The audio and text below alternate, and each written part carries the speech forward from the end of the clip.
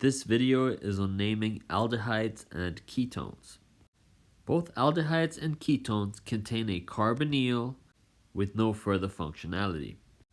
Aldehydes are carbonyls that appear at ends of chains and therefore always have a hydrogen bonded to the carbonyl. Naming them is not very dissimilar to any other naming. The suffix for them is al, and the numbering always starts with the aldehyde as it is at the end of a chain. So for example, this structure here is propanal because there are 3 carbons and the functional group is an aldehyde. So let's name this structure. You have a go. You may pause now. And yes, it is a 3-methyl pentanal. Note that in this case, the carbon of the carbonyl is being counted in the chain.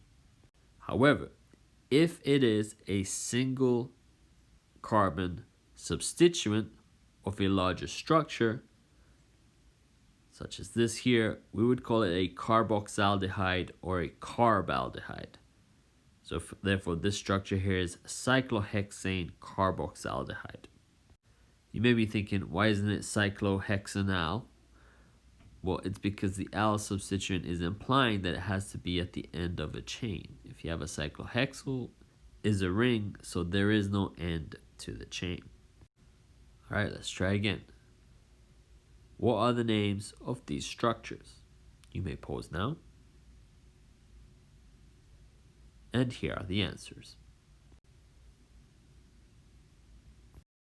Ketones, on the other hand, are carbonyls in the middle of a chain, i.e. the carbonyl is bonded to 2 carbons.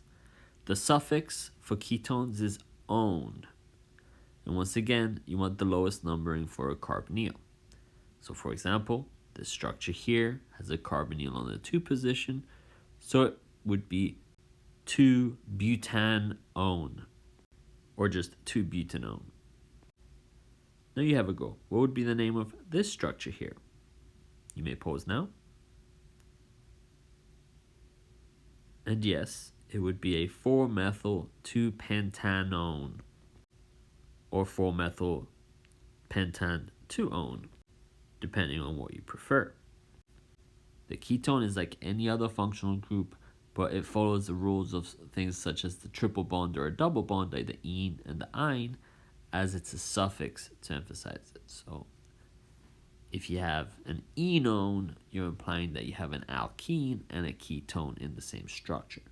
For example, this structure here would be a 3-methyl cyclohex 2-enone because the ketone takes priority over the alkene.